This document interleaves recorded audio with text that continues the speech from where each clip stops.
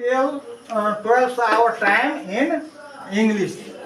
12 घण्टाको समयलाई इङ्ग्लिसमा कसरी भन्ने। अब व्हाट टाइम इज इट, कति बजेको छ।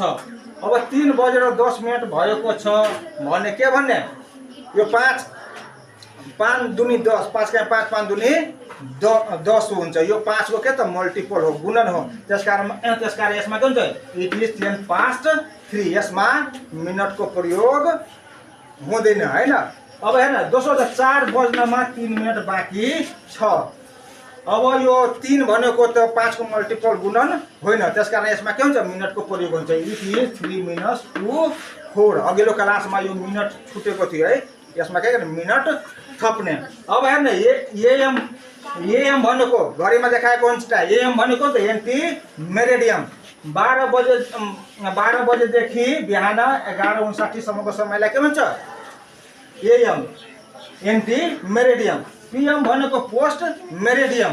12 बजे दिनदेखि 12:59 सम्मको राति 12:59 सम्मको समयलाई के भन्छ, पीएम पोस्ट मेरिडियम।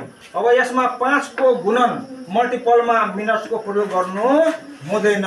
30 मिनटदेखि अगाडिको समयमा 5 को प्रयोग गर्नु पर्छ। यसै यहाँ 30 मिनट छ, 30 मिनटदेखि यहाँ 1 मिनटसम्म के को प्रयोग गर्ने, 5 को। अब 15 मिनटको समयलाई क्वार्टर भन्छ। अब ये क्वार्टर भन्छ। अब 1 मिनट 1 घण्टामा कति हुन्छ, 60 मिनट।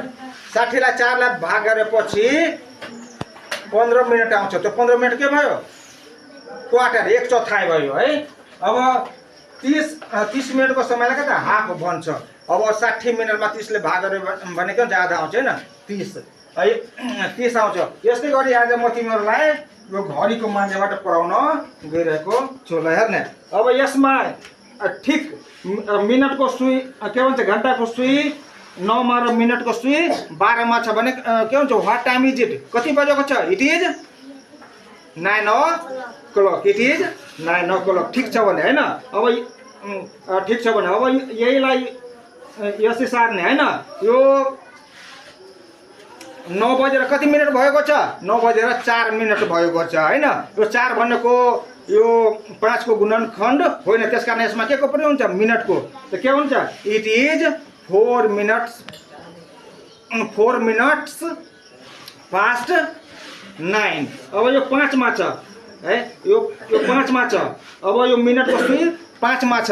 5 मा छ भने के हुन्छ, it is 5 past 9। It is 5 past 9। अब यो मिनटको सुई है, यो मिनटको सुई 8 मा गयो, त के हुन्छ, इट इज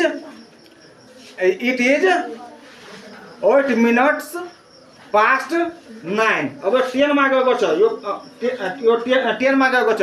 10 मा गएको छ भने के हुन्छ, what time is it, it is 10 past 9। अब के त, यो 10 भनेको 5 को गुणनखण्ड हो हैन, मल्टिपल हो।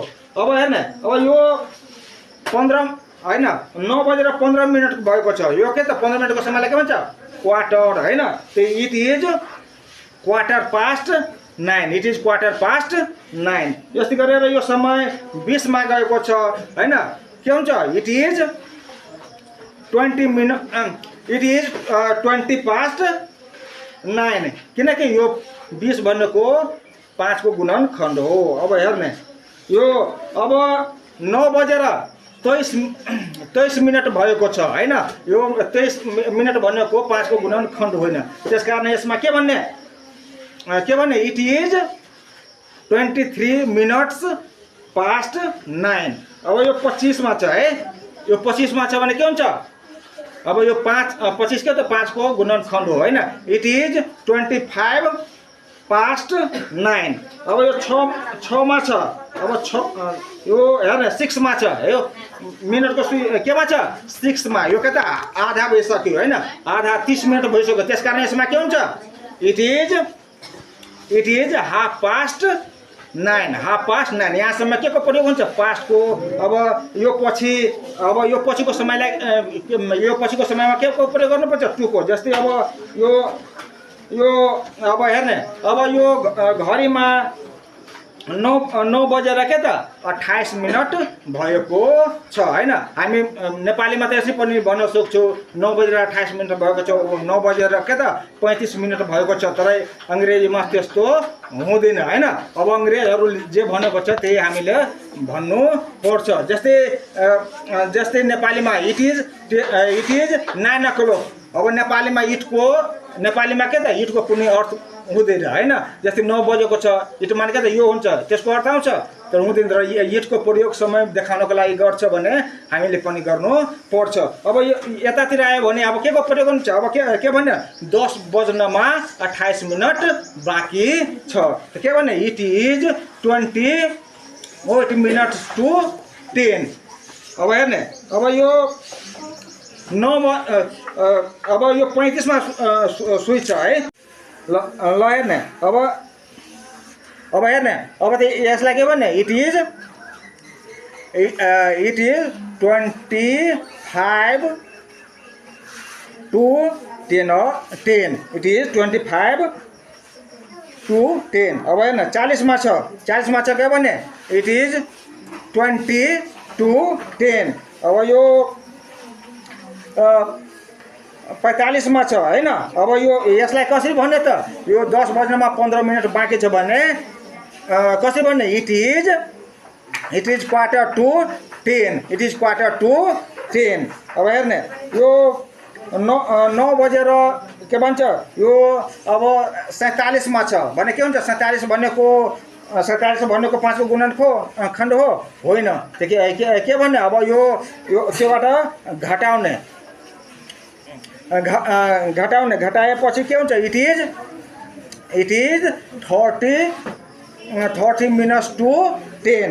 अब यो 50 मा गयो त अब 50 मा गएपछि के हुन्छ इट इज 10 to 10। अब यो 55 मा छ के हुन्छ इट इज 5 to 10। अब यो 12 मा गइहाल्यो है। 12 मा गइहाल्यो 12 मा गएपछि के हुन्छ मिनेटको 12 मा गएपछि कति हो यो ठिक 10 बजिहाल्यो इट इज 10 o'clock। यस्तै तरिकाले के हुन्छ यो सबै समय बज्ने गर्दछ। यही नियम सबैमा लागू हुन्छ। ल धन्यवाद।